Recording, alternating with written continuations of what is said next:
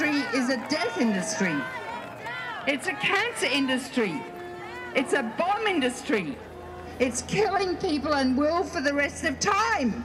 Well, why doesn't President Obama know this? He's an intelligent man. He's got 2 little girls he loves. What the hell does he think he's up to supporting the nuclear industry? It's wicked. Do you mind if I use the F word? Can I use the F word? We can get rid of all these fucking nuclear plants right away because we can switch to solar, wind, tidal, geothermal, ocean thermal. All that energy is available to do today. We can shut all the nuclear plants and all the coal, all the oil, all the gas plants. We can shut them down. We have the technology. It's called Solartopia.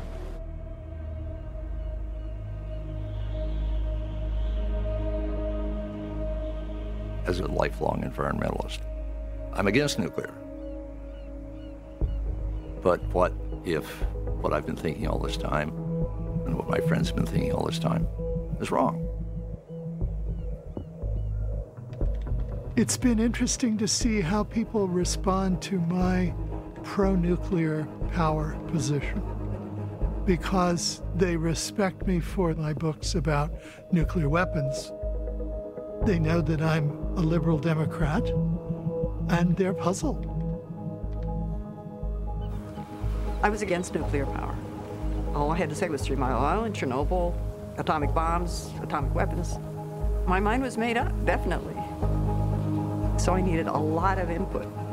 Research I did, and scientists I interviewed, and so on. Going and visiting and seeing for myself. I was under no doubt that my whole career and my whole reputation as an environmental activist, communicator, was at risk if I talked publicly about having changed my mind about nuclear power. I'd have been much better advised just to keep my mouth shut. But I couldn't do that.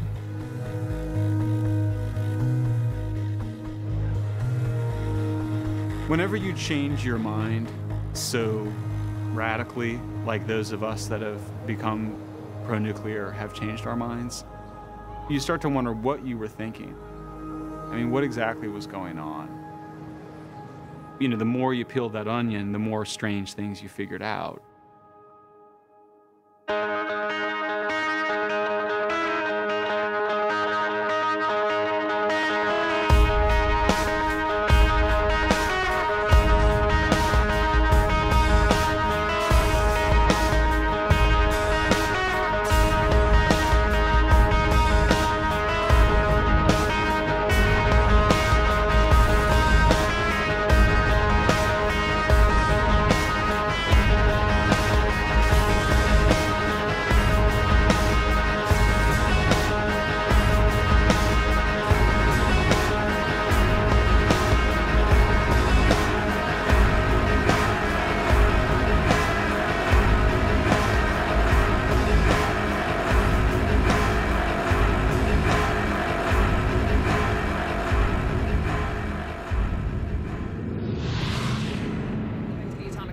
Issue in Tokyo from the nuclear power plant at Fukushima Daiichi. Now, today, 4 of the 6 reactors there remain in states of danger. But a nuclear accident is one of the biggest media stories that's possible to have. Reactor number 3, this is the one whose fuel contains a mix of plutonium. In my first blog entry, within the first 2 or 3 days of it happening, I didn't know what the scale of the radiation release was going to be. I didn't know whether people were being injured.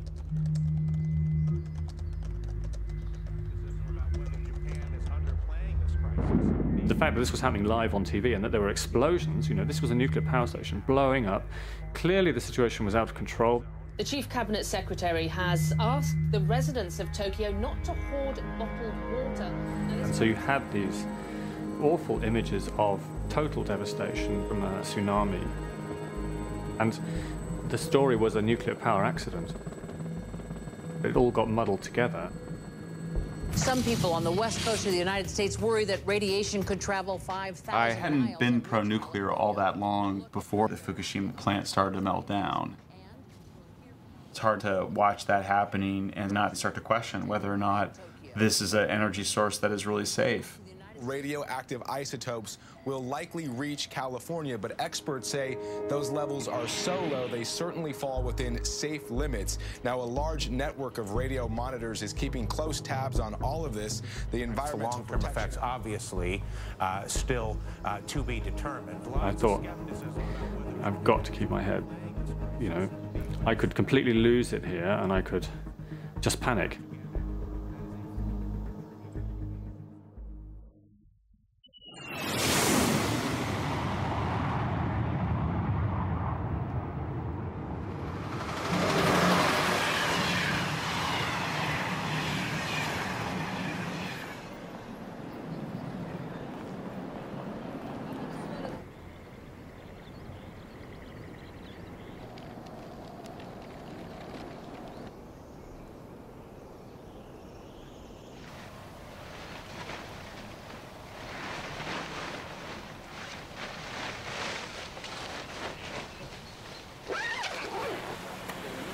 What do you think, Mark?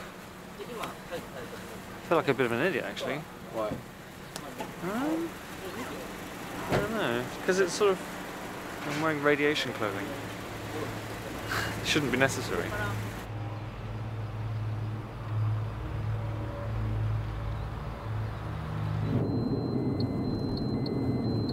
It must be absolutely awful to have your town wiped out by a tsunami and earthquake, and then you can't even come back and rebuild because the whole place is contaminated by radiation. Even if it's not massively contaminated, it's contaminated enough that it scares the shit out of you, and I think that's, you know, nobody can look you in the eye and say you shouldn't be worried. And you know, and there's no other energy source that does this, that leaves huge areas contaminated by this strange invisible presence which you know is potentially deadly. You know, everything has its drawbacks, everything has its risks, but this is something which is unique to nuclear. I guess I can understand why people are scared of nuclear power more. You know, it's kind of eerie. So I would say I'm having a wobble. I can see why we'd want to do without nuclear power. I really can.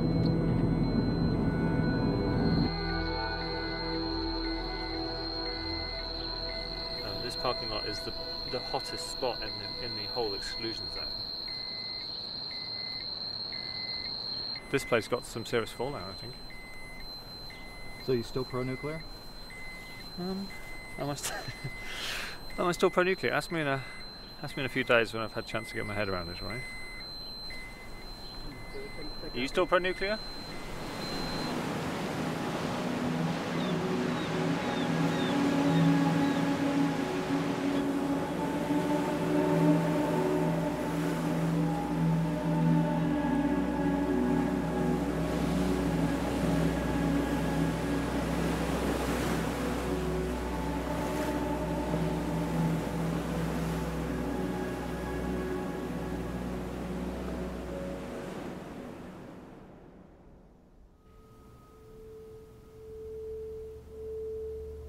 To start the chain reaction, all we need is one neutron.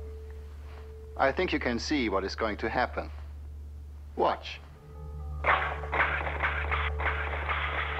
My first introduction to nuclear power was quite nice. It was a Disney movie called Our Friend the Atom. The atom was going to bring about a wonderful revolution in the way we got our energy. And there was a nuclear-powered submarine, the Nautilus, that went under the North Pole, and us kids were really enthusiastic about that. And then, when I was in my early teens, Admiral Rickover came to give a speech. And my dad knew I was interested in science, so he took me. Watch the control rods come out. As the control rods come out, the reactor starts, the water starts circulating through here. He was a wonderful speaker, and he was very inspiring about American technology and about the future.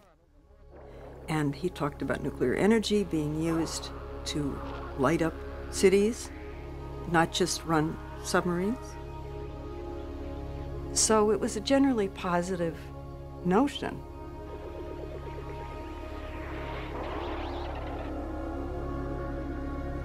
I got into the nuclear business in early 1948. Prior to that, I was working on engines for the Tucker automobile. Everything we had done up until that time to produce energy was by burning something. The enticement in the nuclear business was the fact that it was a new source of energy, a new way to generate heat. But the equivalency is huge.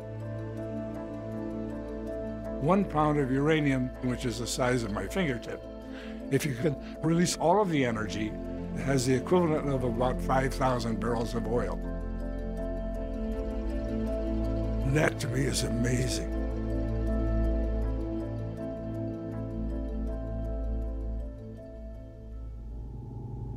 I worked at Argonne National Laboratory in Idaho, which really was the headquarters in the world for nuclear power at the time. We were building this first in the world experimental breeder reactor. EBR-1 was an experiment just to prove that the concept made sense scientifically. Everything happened just like we expected it to. The reactors went critical. Critical means you have enough uranium so that it generates heat. All the reactor does is generate heat. The end product is steam, and then once you have steam, it's the same whether you generate the electricity with oil or coal or gas, or just as long as you have a source of heat. So we generated electricity, and then we hooked up 4 light bulbs, and we lit the light bulbs from atomic energy. Nobody else had done it before. But the fact that the whole nuclear business, atomic energy, was started for a bomb and used as a bomb. And I think that put the negative side on it.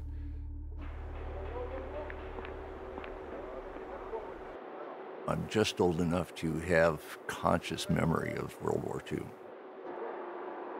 and the ending of World War II.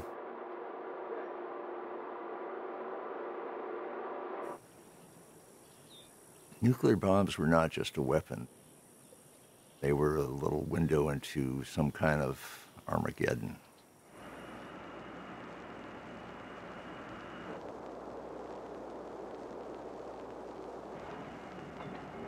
The photographs and the films and the stories that came out of Hiroshima and Nagasaki,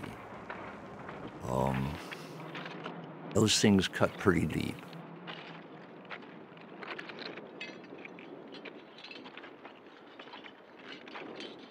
So you had this very strong residue of this is not primarily an energy source, this is primarily a weapon that we feel very badly about.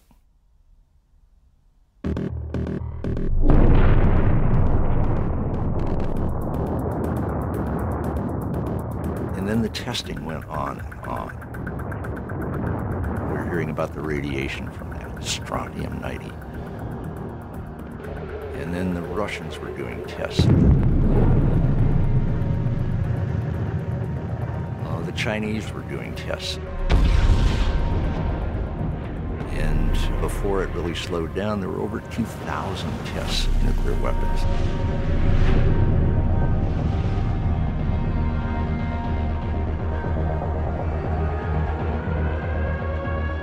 I grew up having nightmares that my hometown was bombed into oblivion and I was the only survivor.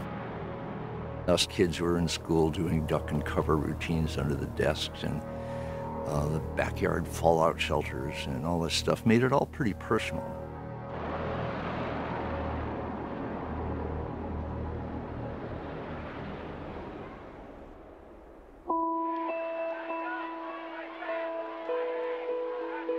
I grew up in an anti-nuclear family.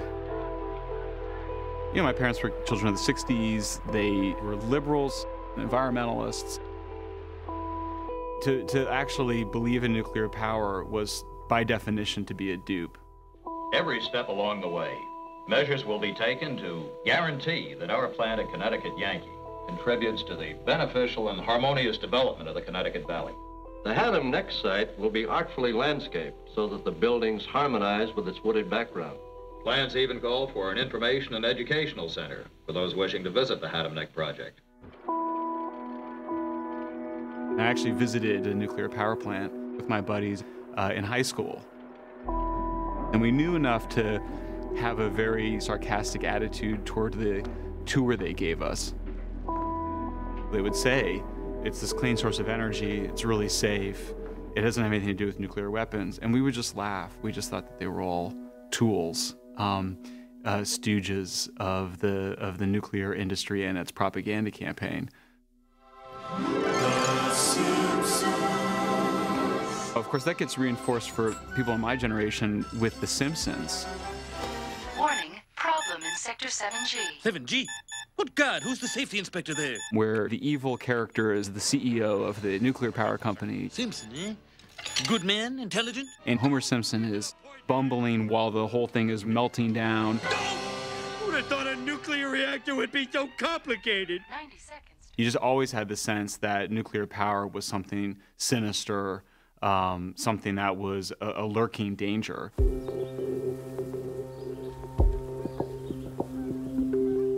I was against nuclear power because I was an environmentalist. I am an environmentalist. And the two things go together. Certainly that always seemed to be the case. Looking back, I suppose you could say I was a hardcore activist. It's almost like being in a battle zone, you know. It's the kind of experience that most people never have, where you're battling the forces of evil almost on a day-to-day basis. Evil being the big corporations, those who are making profit out of this destruction, and good being us. The slogan was "No compromise in defense of Mother Earth." That was the original Earth First slogan, and it's one that I still subscribe to at a very deep level, I think. Well, I mean, nuclear power was evil, no doubt about it.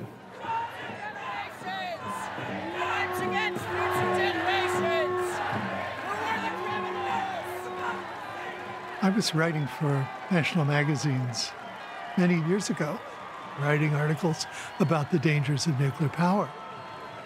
And I had the standard point of view that I think many journalists still have, that it must be bad.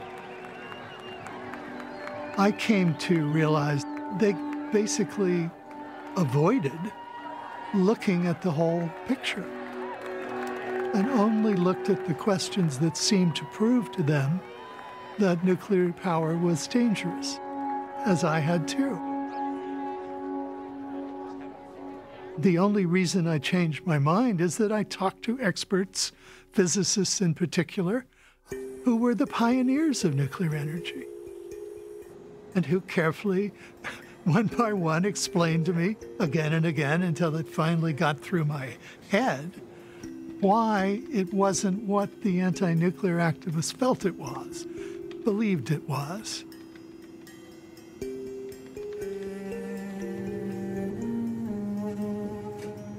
I was right there at the beginning of this. That was my chance to do something for humankind. This, after all, was an unlimited source of energy. I assumed that all electrical power, if we were successful, would be generated by nuclear means.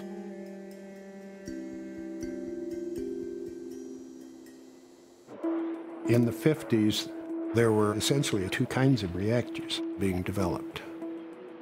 The breeder reactor, which EBR-1 was a prototype for, and the light water reactor. The breeder reactor breeds plutonium and can recycle it over and over again. It's a very good fuel. The light water reactor is a much simpler reactor, but it produces much more waste.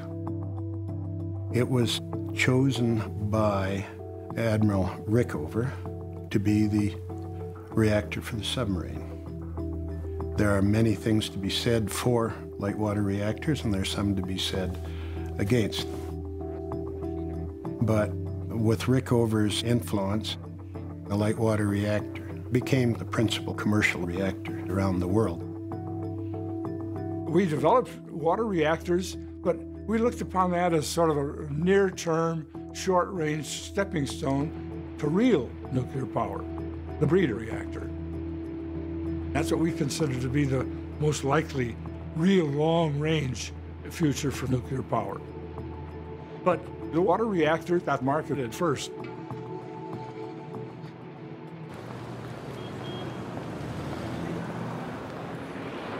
This was partly a commercial move on our part. In the early 1950s, we were concerned that the Soviet Union, which had kept pace with us in the development of nuclear reactors for power, would steal a march on us and get the commercial business in Europe. So President Eisenhower decided to share the benefits of nuclear energy with other countries. It was called Atoms for Peace. We've had 50 years now of water reactors, 400 of them roughly all over the world, and they've produced a hell of a lot of waste that we didn't anticipate. You know, you mentioned 100,000 years of stuff that you got to keep isolated from the rest of the world. That's enough to scare a lot of people. That was perhaps the price we paid for commercialization, in the sense that we didn't look ahead.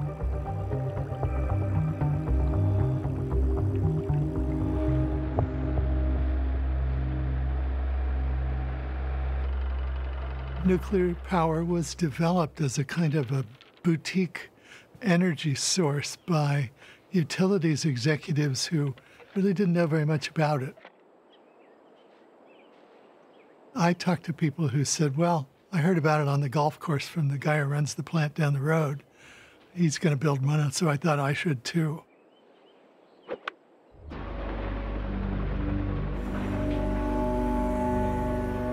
The first commercial nuclear power plant that was built in the United States was built in Shippingport, Pennsylvania. It was a modified version of a large submarine reactor. One of the major reasons the power company wanted it was because there was a lot of coal pollution in Pittsburgh, and nuclear energy looked to people to be, as it is, a clean form of energy. The first power reactors were fairly small, but the push by the power and light companies of America was to scale them up as quickly as possible. Safety, instead of being inherent in the design of the reactor itself, had to be engineered around it, as it were. You had to have multiple core cooling systems that had to be added on to anticipate possible breakdowns of various kinds. The odds of X happening or Y happening were very small. But unlike those smaller reactors, they really couldn't say it was impossible.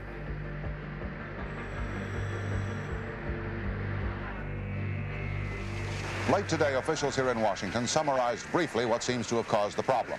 First, a pump in the generator system broke down at 4 a.m. yesterday. The reactor immediately shut down. Reactor operators decided to open the valves and release radioactive water from the reactor. That apparently may have been the wrong thing to do. When the emergency core cooling system came on automatically, an operator turned it off.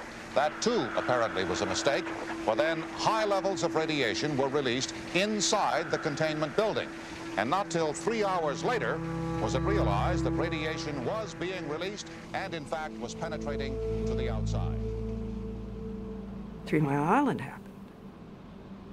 And the first thing I thought of is, are those rays coming out of 3 Mile Island going to come to New York and harm my daughter? I remember standing in my apartment and thinking, what can we do?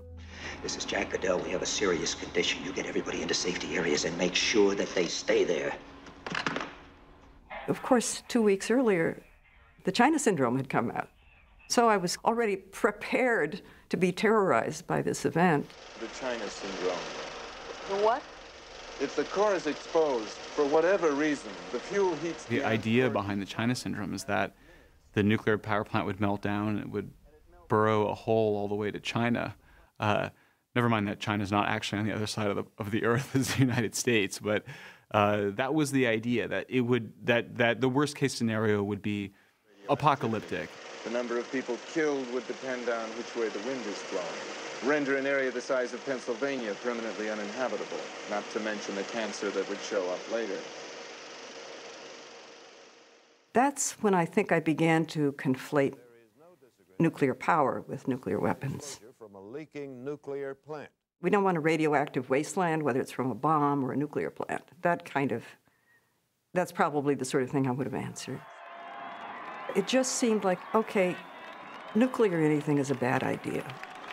I want to just say a few words about the China Syndrome, my movie, The China Syndrome, because if we continue to place our health and safety in the hands of utility executives whose main goal in life is to maximize profits, then we will see more Harrisburgs, we will see more leaks, and we will see an increase in the cancer epidemic that is already running rampant in this country.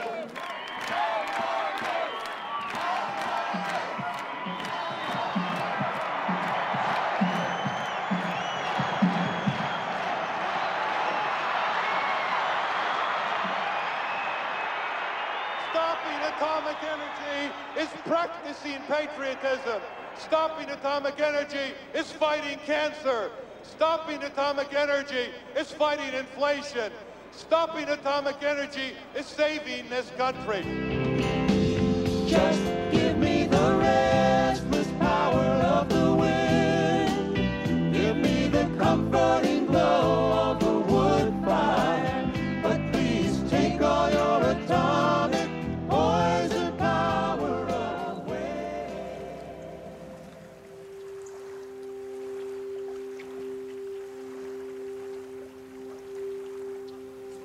In the 1980s, my husband and I were living in the East End of Long Island, and word gets out that this nuclear plant is going to start up. And this is, of course, right after 3 Mile Island. That's very much in people's minds. The local pro-environmental people, and I would be one of those, just said, yeah, we got to stop Shoreham however we can. Every day the plant operates, radiation will be coming out of the plant, right? And it'll get into the food. Women may be hardwired to protect our families, and it's just a natural impulse. If something looks like it's bad, we're holding up our hand and saying, no, please, we can't have that.